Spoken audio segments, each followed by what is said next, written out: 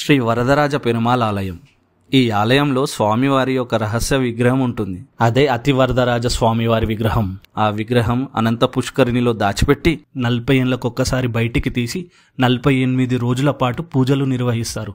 ఈ 48 రోజులు లక్షలాది భక్తులు స్వామివారి దర్శనం కోసం వస్తారు. అసలు ఆ విగ్రహాన్ని 40 సంవత్సరాల పాటు అనంత పుష్కరిణిలో ఎందుకు పెడతారు? దాని వెనుకున్న రహస్యం ఏంటి నేను మీకు చెప్తాను. శ్రీ మహావిష్ణువు ఇక్కడ వెలిచినప్పుడు పవిత్రమైన అతి చెట్టు నుండి విశ్వకర్మ ఈ విగ్రహాన్ని తయారు చేస్తాడు. అందుకే అతివరదరాజ స్వామి అని పేరు వచ్చింది. అయితే విగ్రహాన్ని 16వ శతాబ్దంలో వెండిపెట్టలో దాచి అనంత పుష్కరిణిలో దాచిపెడతారు. ఎందుకంటే 16వ శతాబ్దంలో మొఘల్స్ మన హిందూ ఆలయాల మీద దాడులు దోపుళ్ళు చేసే సమయంలో అందులో ఉన్న పూజారి ఈ విగ్రహాన్ని రక్షించేందుకు ఒక ఆలోచనతో ఈ విగ్రహాన్ని ఎక్కడైనా దాచిపెడదామని అనుకుంటాడు. అదే ఆలోచనతో ఈ విగ్రహాన్ని వెండిపెట్టలో దాచి అనంత పుష్కరిణి మధ్యలో ఉన్న మండపం కింద భద్రపరుస్తారు. రోజులు గడుస్తున్న కొద్దీ ఆ విగ్రహం గురించి అందరూ మర్చిపోతారు. తరాల తర్వాత ఆ పూజారి వారసులు ఆలయంలో విగ్రహం లేదని ఇంకో విగ్రహాన్ని ప్రతిష్ఠించి పూజలు నిర్వహిస్తారు.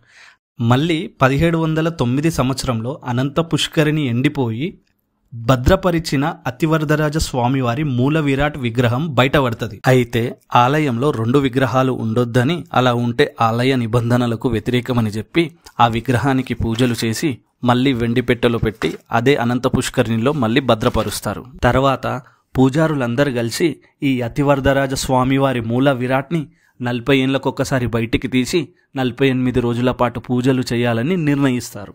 అదే ప్రకారంగా స్వామివారి మూల విరాట్ని 40 ఏళ్లకొక్కసారి బయటికి తీసి 48 రోజుల పాటు పూజలు నిర్వహిస్తారు. ఈ 48 రోజులు లక్షలాది భక్తులు స్వామివారి దర్శనం కోసం వస్తారు. అతివరదరాజ స్వామివారు ఈ విగ్రహం రూపంలో మొదటి 24 రోజులు పడుకొని తర్వాత 24 రోజులు నిల్చొని దర్శనమిస్తారు. 48 రోజుల తర్వాత మళ్ళీ స్వామివారి మూల విరాట్ని వెండిపెట్టలో దాచి నీటి గర్భంలో భద్రపరుస్తారు. చివరిసారిగా 2019 సంవత్సరంలో ఈ విగ్రహాన్ని బయటికి తీశారు. అప్పుడు 1 కోటికి పైగా భక్తులు స్వామివారి దర్శనం కోసం వచ్చారు.